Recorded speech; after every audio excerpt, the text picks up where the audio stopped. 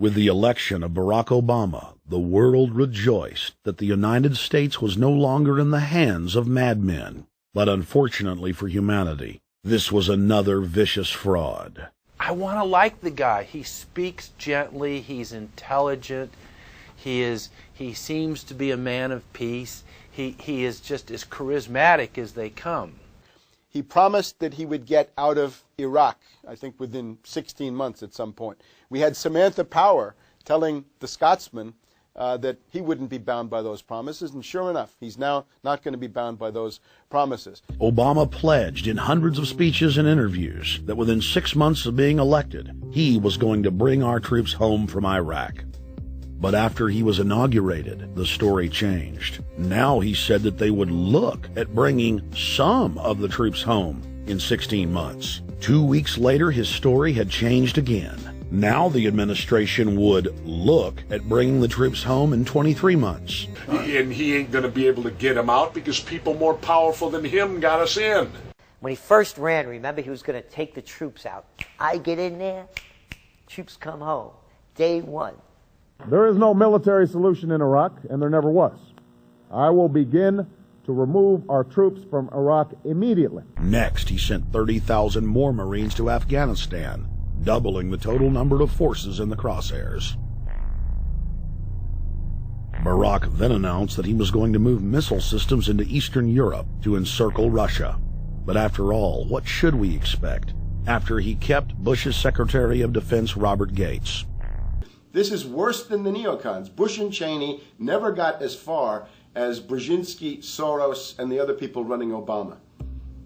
Barack Obama swore that he would vote to repeal the Patriot Act, but then he voted for its reauthorization.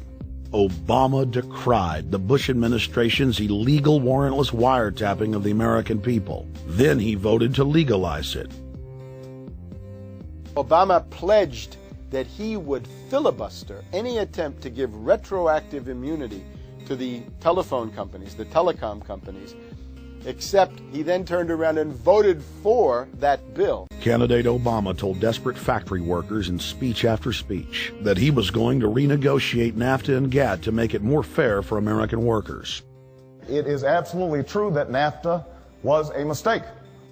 But then his campaign was caught sending out memos to top corporate leaders, telling them not to worry and that it was just campaign rhetoric. Barack Obama was publicly criticizing the North American Free Trade Agreement in a bid for votes, but privately telling Canadian officials not to worry about it. He said that he was going to bring us peace in the Middle East. He said that he was going to bring us transparency and a balanced economy. He said that he was going to not have lobbyists. He said he was going to clean up government. He said he was going to work for the environment. And point by point by point, within the first month of his inauguration, he has lied and deceived and cheated the American people. The people of the United States and the world were filled with hope that Obama was the real deal when in his first week in office he signed an executive order supposedly closing Guantanamo Bay and other secret prisons. Then the press actually had a chance to read the executive order and were shocked to find that the executive order only said that Obama was thinking about closing Guantanamo in a year. But worst of all, the executive order continued the practice of rendition, which the LA Times called secret abductions.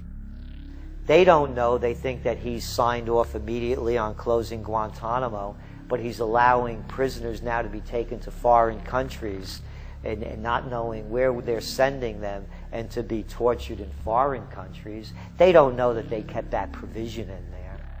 Obama is now continuing the practice of secret arrest, secret prisons, and most importantly, indefinite detention without trial. When a British High Court said that it was preparing to release secret British and U.S. torture orders that prove that the Bush administration was ordering personnel to systematically abuse detainees, Barack Obama threatened to cut off all U.S. intelligence ties to England. Barack and his handlers made the cornerstone of his campaign, keeping lobbyists and donors out of his administration. Within hours of being elected, Obama did a 180 and filled the White House and federal government with lobbyists and donors at all levels. 3 weeks into his administration, Obama launched a new lie, more outrageous than the previous. With Academy Award-level conviction, he said that he was upset about the banker bailout, which his own chief of staff, Rahm Emanuel, another former Wall Street executive, had engineered. Obama said that he had signed an executive order capping the CEO salaries of those who had taken the bailout money. There was just two problems. All the major banks and brokerage firms were exempt, and the new order only dealt with any future bailouts. AIG, Bank of America, and Citigroup, which have received billions in bailout money, don't fall under this plan. Only banks negotiating future agreements with the government will be restricted. But this appears to be built on an honor system, and White House Press Secretary Robert Gibbs had a hard time explaining how enforcement would work. His track record is clear. He has done the opposite of everything he told the people he would do. Within 1 month of the passage of the first banker bailout bill, the press reported that over $5 trillion had just disappeared out of the U.S. Treasury. By December, the amount of money that had been stolen had reached $8.5 trillion. The leadership of both political parties circled the wagons and would not discuss where the money had gone. When Congress and the public refused to write the finance oligarchs a blank check, the bankers began to engage in financial terrorism. They said that the world would go into another Great Depression unless their demands were met, further destroying confidence. The stock market instantly had its biggest one-day loss in history, but even that wasn't enough to force Congress to capitulate to the offshore banks. Senator Inhofe of Oklahoma and Congressman Brad Sherman of California, amongst others, told the world that the entire Congress had been threatened with martial law by the White House and the Treasury Department if they didn't pass the so-called banker bailout bill.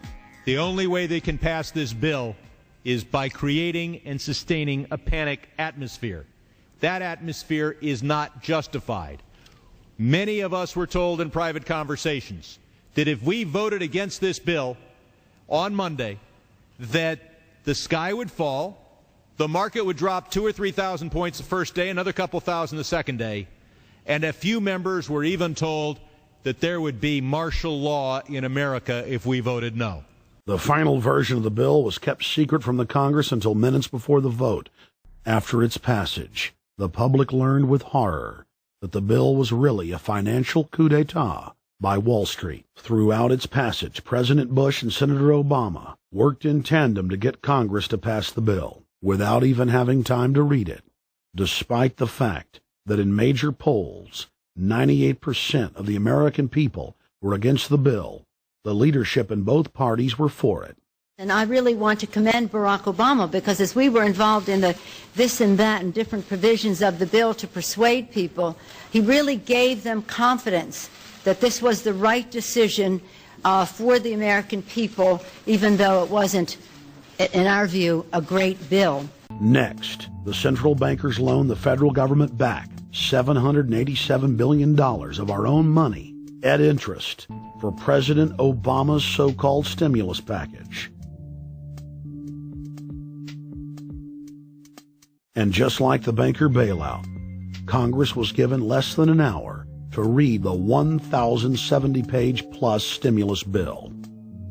Barack Obama, who had pledged on the campaign trail to wait 5 days before a bill could be voted on so that the Congress and the people could have a chance to read it, said that the stimulus was too important and it had to be passed before anybody could see it or read it. After its Friday passage, President Barack Obama took a 4-day vacation and said that there was no rush to sign it.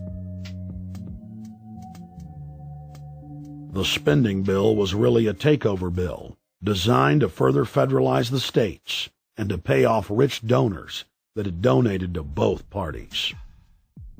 Barack Obama has refused to rescind Presidential Decision Directive 51, signed by George W. Bush. The directive plainly states the president is a dictator and that Congress is ceremonial.